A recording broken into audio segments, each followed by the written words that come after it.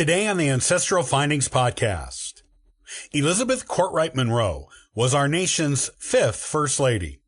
Not as much is known about her as previous First Ladies, but she was a more private person. She still has an interesting story that is well worth knowing. Here it is.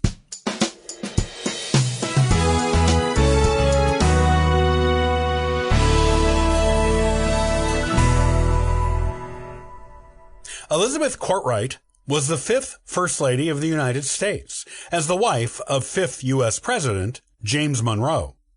She has a lower profile in the historical record than the four First Ladies who came before her, but her story is an interesting one nonetheless. If you've ever been curious about James Monroe's wife, or First Ladies in general, then Elizabeth's tale is one you won't want to miss. Elizabeth was born in New York City on June 30th, 1768, the youngest child and daughter of Lawrence Kortright and Hannah Aspinwall. Her father was a wealthy merchant and was also one of the founding members of the New York Chamber of Commerce. Lawrence was a co-owner of several pirate ships that sailed out of New York and also owned at least 4 slaves. The land he owned in what became Delaware County, New York, is now the town of Kortright, New York, named after him. Elizabeth had 4 older siblings, sisters Sarah, Hester, and Mary, and a brother named John. She was raised in a wealthy and socially known household, and so was taught the proper social graces at an early age. She was later known for her grace and elegance. When Elizabeth was 9 years old, her mother died of what the parish records record as childbed, which means she died giving birth. It is assumed that the child she was birthing also died, as no further siblings are recorded for her. She did have one unknown sibling, however, as a few days after her mother's death, the parish records mention the death of a 13-month-old infant of her parents, who is recorded as having died of fever and flux. A name for the infant is not recorded. Elizabeth's mother and unknown sibling were buried together at St. George's Chapel in New York City. Her father, Lawrence, never remarried. The Kortright family still had some hardships ahead of them, as their house was nearly destroyed in a fire a year after the death of Elizabeth's mother. As many as 50 houses near Kruger's Wharf in Manhattan were damaged or destroyed in this same fire, the extensive nature of it being caused by British troops mismanaging the firefighters. No one in the Kortright family was hurt or injured in the fire, thankfully. When Elizabeth was about 17, James Monroe first noticed her. This was while Monroe was in New York City, serving as a member of the Continental Congress during the Revolution. Elizabeth and her sisters were at the theater one evening, and according to Monroe's cousin, William Grayson, they were all so beautiful, all the men in the other theater boxes left them to come seek out the attention of the lovely single Kortright sisters. James was particularly attracted to Elizabeth and asked her to marry him a few months later. They were married early the next year, shortly before Elizabeth turned 18. James Monroe was 26 at the time. The wedding was on February 16, 1786, at Lawrence Kortright's house in New York City. The Monroes briefly honeymooned on Long Island, then returned to make their home in New York City with Elizabeth's father. They stayed with Lawrence until the Continental Congress adjourned. They moved to Virginia later that year, where their first child, Eliza Kortright Monroe, was born in December of 1786. Elizabeth traveled quite a bit with Monroe during the early years of their marriage. After the Revolution, in 1794, Monroe was appointed as U.S. Minister to France by George Washington. The Monroes ended up in Paris at a bad time, during the infamous Reign of Terror during the French Revolution. Elizabeth was instrumental in securing the release from prison of the wife of American Revolutionary hero, the Marquis de Lafayette, and likely saved her from beheading by guillotine by doing so. She and Monroe provided a refuge to American Thomas Paine in Paris after he was arrested for opposing the execution of the French king. Elizabeth's daughter, Eliza, became friends with Napoleon's stepdaughter, and they received their schooling at the same exclusive school. Because of this association, the entire Monroe family became friends with Napoleon Bonaparte. After being recalled to the United States, the Monroes went to Virginia, where Monroe was elected governor. Elizabeth gave birth to a son, James Monroe, Jr., there in 1799. He died in 1801.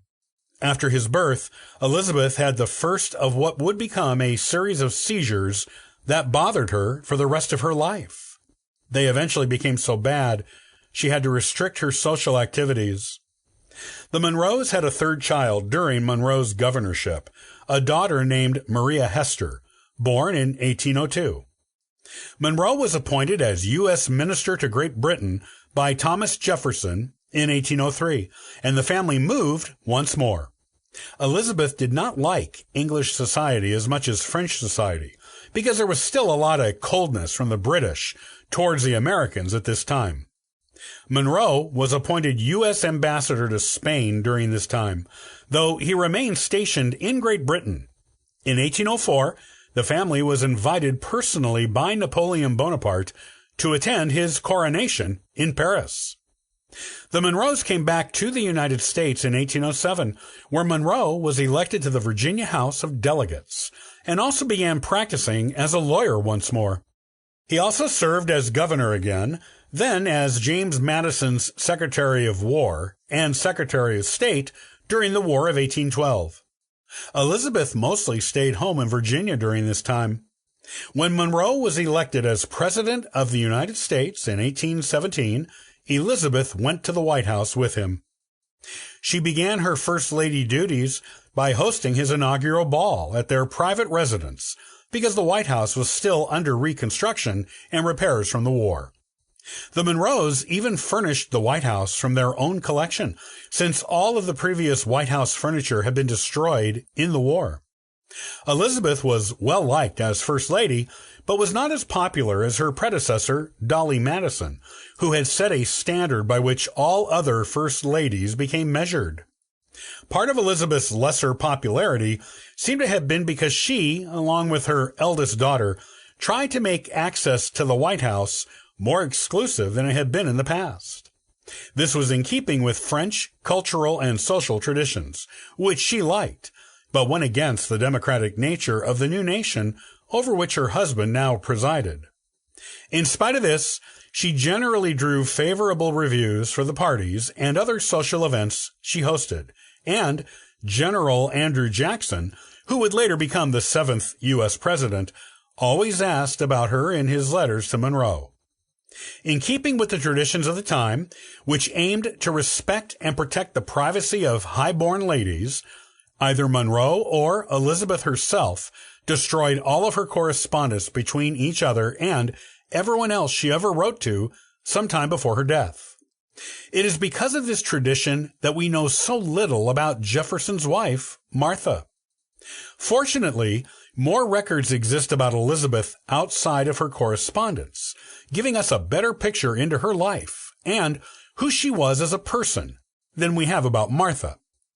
As a contrast, Second First Lady Abigail Adams bucked this tradition and chose to have her correspondence saved and published, so we know much more about her than most other early First Ladies. After retiring from public life following Monroe's second term as president, the Monroes sold their plantation in Albemarle County and moved to the Oak Hill estate in Loudoun to be closer to their daughter Eliza and her husband. Elizabeth was suffering from poor health at this point, but made a visit to New York City to visit her younger daughter, as well as other friends and relations. She made no more trips after this visit, and her health became even more precarious after she suffered burns after falling near a fireplace during a seizure. She died at Oak Hill on September 23, 1830. She was originally buried at Oak Hill, but Monroe died the next year in New York while visiting their younger daughter, and was buried there. A quarter century later, his remains were moved to the new Hollywood Cemetery in Richmond, Virginia, to become a major attraction there. In 1903, Elizabeth was moved to Hollywood and placed beside him. They are both there together still.